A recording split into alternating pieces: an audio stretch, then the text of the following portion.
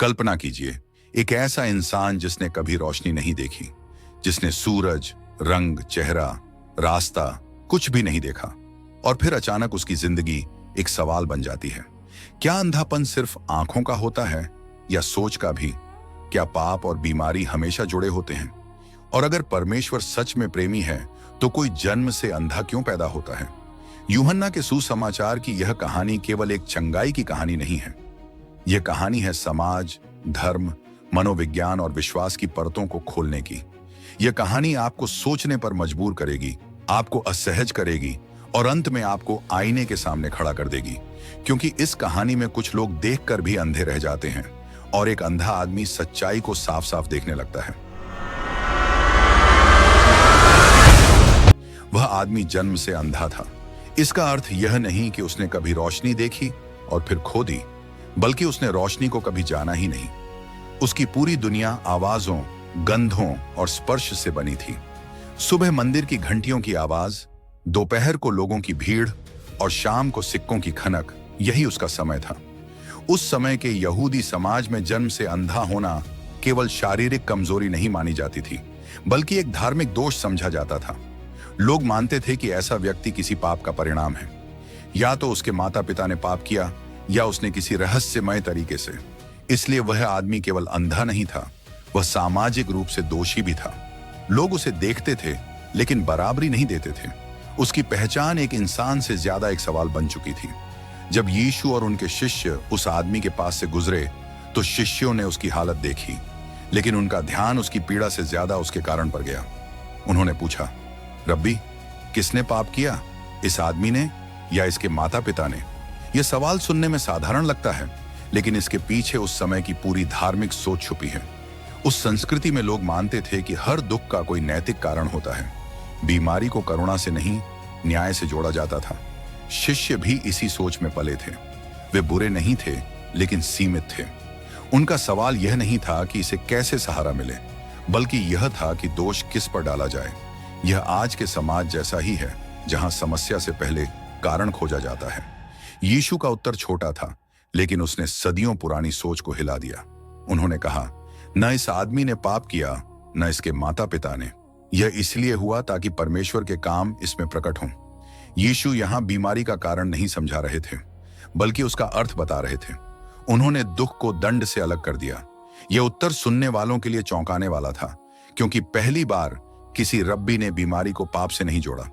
यीशु मानो कह रहे थे कि हर अंधेरा किसी गलती का परिणाम नहीं होता, कभी कभी वह रोशनी दिखाने का माध्यम होता है। यह जवाब केवल उस अंधे आदमी के लिए नहीं था, बल्कि हर उस व्यक्ति के लिए था जो दुख को सिर्फ सजा समझता है। उस समय के यहूदी समाज में अंधे लोग हाशिए पर रहते थे। उनके लिए न औपचारिक शिक्षा थी, न सम्मानजनक काम। मंदिर के बाहर बैठकर भीख मांगना ही उनका जीवन था। लोग दान देते थे, लेकिन पास बैठना पसंद नहीं करते थे। धार्मिक शुद्धता के नियमों के कारण ऐसे लोगों को अशुभ समझा जाता था। यह आदमी भी रोज उसी जगह बैठता था जहां से वह मंदिर की गतिविधियां सुन सकता था, लेकिन उसमें शामिल नहीं हो सकता था। समाज ने उसे जीवित रहने की अनुमति दी थी, लेकिन गरिमा नहीं दी थी। यह कहानी हमें उस समय की कठोर सच्चाई दिखाती है, जहां धर्म लोगों को जोड़ने के बजाय कई बार उन्हें अलग कर देता था।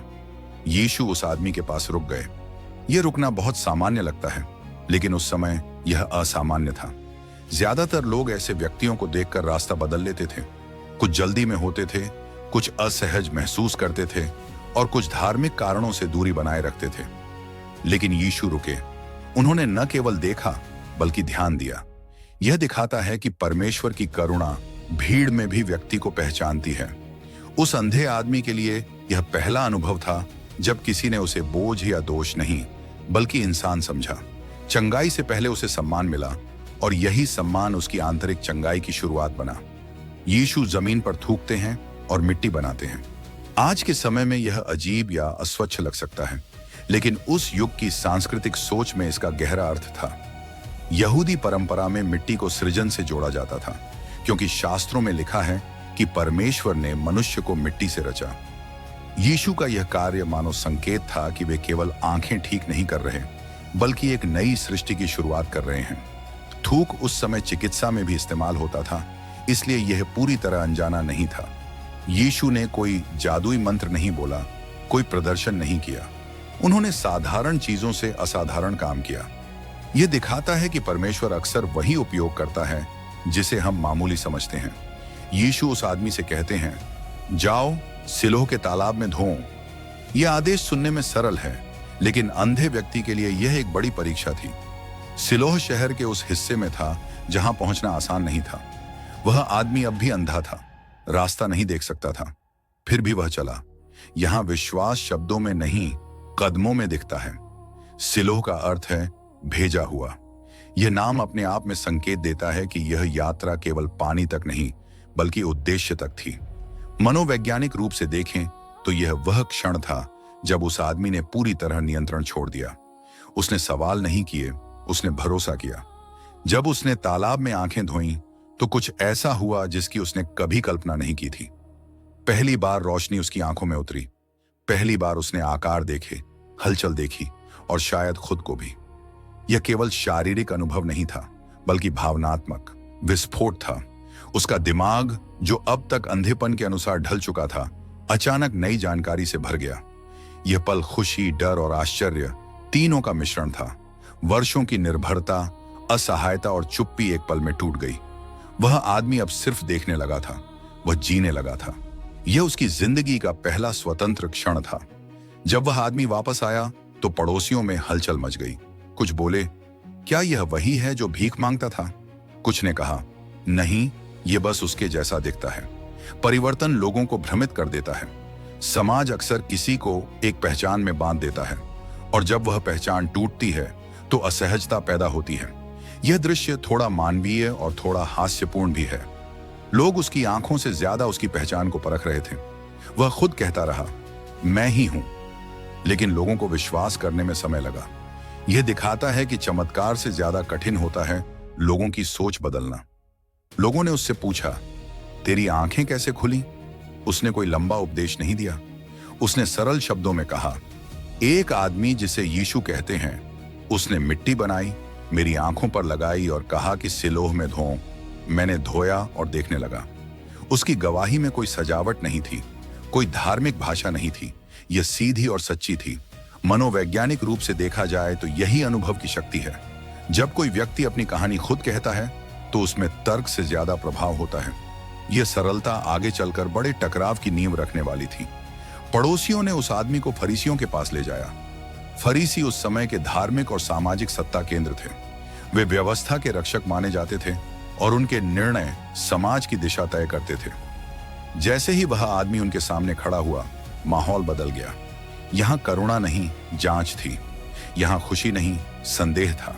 फरीसियों की रुचि इस बात में नहीं थी कि एक अंधा आदमी अब देख सकता है, बल्कि इस बात में थी कि यह कैसे हुआ और किस दिन हुआ। सत्ता अक्सर चमत्कार से नहीं, नियंत्रण से जुड़ी होती है।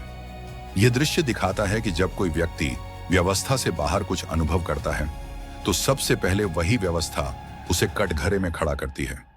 फरीसियों ने तुरंत ध्यान दिया कि यह चंगाई सब्त के दिन हुई थी। सब्त विश्राम का दिन था और उसमें काम करना मना था।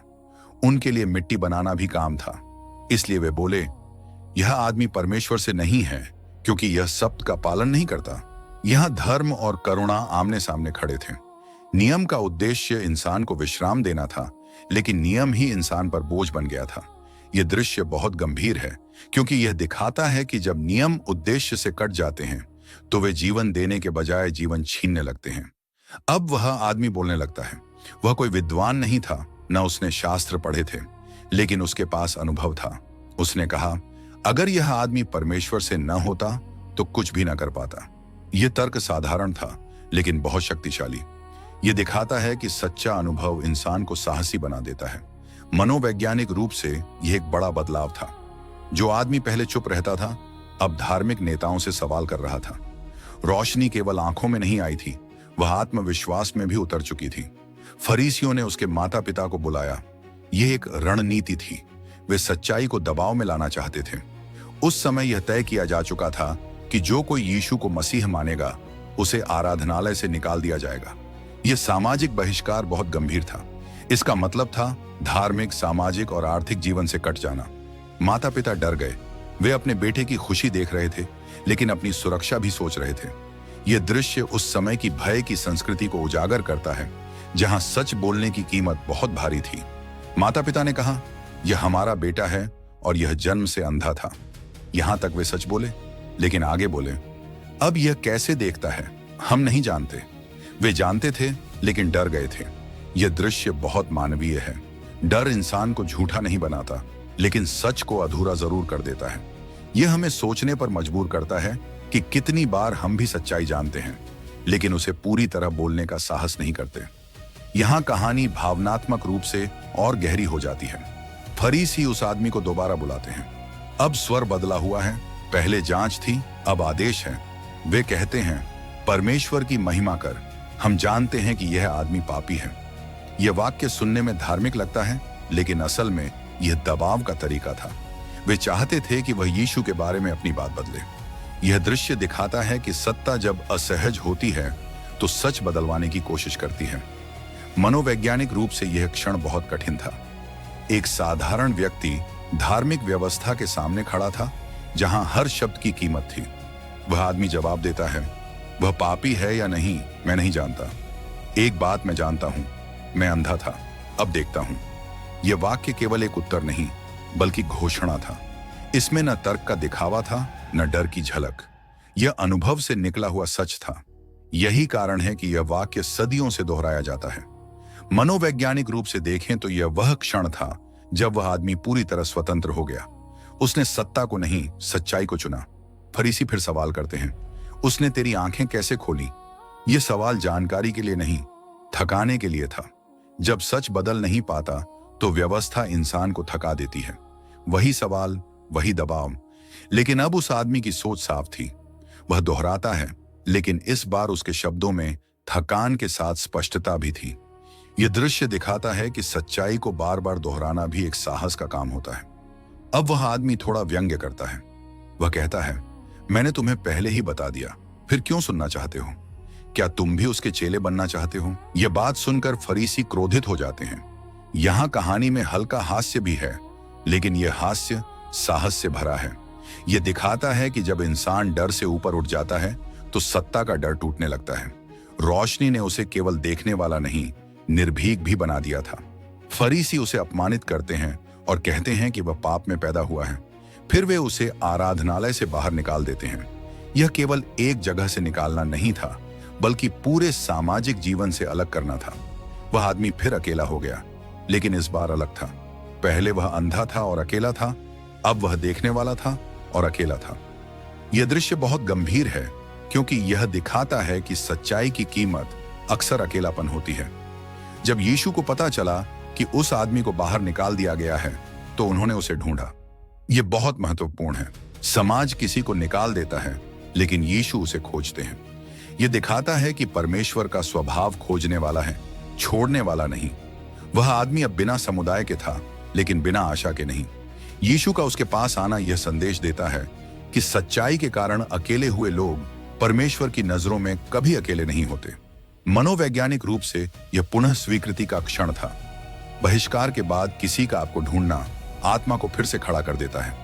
यीशु उससे पूछते हैं, क्या तू मनुष्य के पुत्र पर विश्वास करता है? यह सवाल चंगाई के तुरंत बाद नहीं आया था। यह सवाल तब आया जब वह समाज से ठुकराया जा चुका था। यह दिखाता है कि सच्चा विश्वास सुविधा में नहीं, बल्कि संघर्ष में परखा जाता है।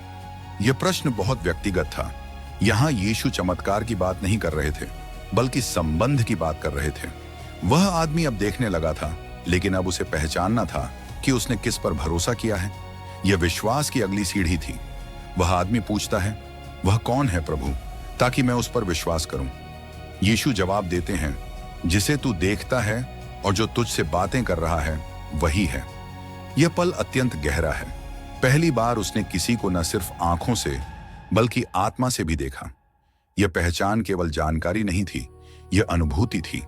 अब उसे समझ में आ गया कि जिसने उसे देखने की क्षमता दी वही उसे अर्थ भी दे रहा है। यह कहानी का एक बहुत शांत लेकिन शक्तिशाली क्षण है। वह आदमी यीशु के सामने झुक जाता है। यह केवल सम्मान नहीं, आराधना थी। वह अब केवल चंगा हुआ व्यक्ति नहीं रहा, बल्कि विश्वास करने वाला बन गया था। यह दिखाता है कि चंगाई का उद्देश्य केवल शरीर को ठीक करना नहीं, बल्कि संबंध बनाना है। यहाँ कहानी भावनात्मक शिखर पर पहुंचती है। वह आदमी जिसने मंदिर के बाहर जीवन बिताया था, अब सच्चे अर्थ में परमेश्वर के करीब खड़ा था। बिना किसी भवन के, बिना किसी व्यवस्था के, सिर्फ विश्वास के साथ। यीशु कहते हैं, मैं इस संसार में न्याय के लिए आया हूं, ताकि जो नहीं देखते वे देखें और जो देखते हैं वे अंधे हो जाएं। यह कथन चौंकाने वाला है। इसका अर्थ यह नहीं कि यीशु किसी को अंधा करना चाहते हैं, बल्कि यह कि जो लोग अपने ज्ञान, पद और धार्मिक पहचान पर घमंड करते हैं, वे सच्चाई को पहचान नहीं पाते। यहाँ कहानी स्पष्ट रूप से शारीरिक आंखों से हटकर आत्मा की आंखों पर केंद्रित हो जाती है। यह दृश्य दर्शकों को सोचने पर मजबूर करता है कि क्या आज भी हम स्वयं को देखने वाला समझकर असल सच्चाई से दूर तो नहीं है। कुछ फरीसी ये सुनकर कहते हैं, क्या हम भी अंधे हैं? यह सवाल सरल नहीं बल्कि तंज से भरा हुआ है। वे मानते हैं कि उनके पास शास्त्र है, नियम है, अधिकार है, इसलिए वे अंधे नहीं हो सकते। लेकिन यही सोच उनकी सबसे बड़ी कमजोरी बन जाती है। मनोवैज्ञानिक रूप से यह डिफेंसिव रिएक्शन है। जब सच्चाई किसी के घमंड को छूती है तो वह सवाल नहीं पूछता, बल्कि खुद को सही साबित करने की कोशिश करता है। यह दृश्य दिखाता है कि ज्ञान और समझ में बहुत बड़ा अंतर होता है। यीशु कहते हैं, यदि तुम अंधे होते तो तुम्हारा पाप ना होता, पर अब कहते हो कि हम देखते हैं, इसलिए तुम्हारा पाप बना रहता है। यह बहुत कठोर लेकिन न्यायपूर्ण कथन है। इसका अर्थ यह है कि अज्ञान क्षम्य हो सकता है, लेकिन जानबूझकर सच्चाई को ठुकराना दोष बन जाता है। यहाँ यीशु किसी को दोषी ठहराने के लिए नहीं, बल्कि जागरूक करने के लिए बोलते हैं। यह दर्शकों को आत्म परीक्षा की ओर ले जाता है। क्या हम सच में सीखना चाहते हैं या केवल सही दिखना चाहते हैं? इस पूरी घटना में दो तरह के लोग दिखाई देते हैं। एक वह आदमी जो कुछ भी नहीं जानता था लेकिन सीखने के लिए तैयार था। दूसरा वे लोग जो सब कुछ जानते थे लेकिन सीखना नहीं चाहते थे। पहला आगे बढ़ गया, दूसरा वहीं रुक गया। यह दृश्य आधुनिक जीवन से जुड़ता है, जहां जानकारी बहुत है लेकिन विनम्रता कम। यह कहानी बताती है कि परिवर्तन वहीं होता है जहां स्वीकार करने की क्षमता होती है। आज भी बहुत से लोग उस अंधे व्यक्ति जैसे हैं जिन्हें समाज, सिस्टम या परिस्थितियों ने किनारे कर दिया है। और आज भी बहुत से फरीसी जैसे लोग हैं जो सही पद पर होते हुए भी गलत दिशा में खड़े हैं। यह कहानी हमें सिखाती है कि यीशु हमेशा हाशिए पर खड़े व्यक्ति के पास जाते हैं। वह चिल्लाने वालों को नहीं, बल्कि सच्चाई को अपनाने वालों को खोजते हैं। यह संदेश समय से परे है। कहानी एक अंधे आदमी से शुरू हुई थी, लेकिन समाप्त होती है एक प्रश्न पर, हम कैसे देखते हैं? क्या केवल आंखों से या दिल से भी? वह आदमी जिसने कभी रोशनी नहीं देखी थी, उसने परमेश्वर को पहचान लिया, और जिन्होंने जीवन भर रोशनी देखी थी, वे सच्चाई को नहीं देख पाए। यही इस कहानी का सबसे गहरा सत्य है। याद रखिए, परमेश्वर रोशनी उन्हीं को देता है जो अंधे होने का साहस रखते हैं। अगर यह कहानी आपके दिल को छू गई हो, अगर आपको भी कभी लगा हो कि आप देख रहे हैं लेकिन फिर भी कुछ अधूरा है, तो याद रखिए, यीशु आज भी। अगर इस वीडियो से आपको कोई नई जानकारी मिली हो तो कृपया हमारे चैनल को सब्सक्राइब करें और आने वाले सभी वीडियो देखने के लिए बेल आइकन जरूर दबाएं। आप सबको जय मसीह की।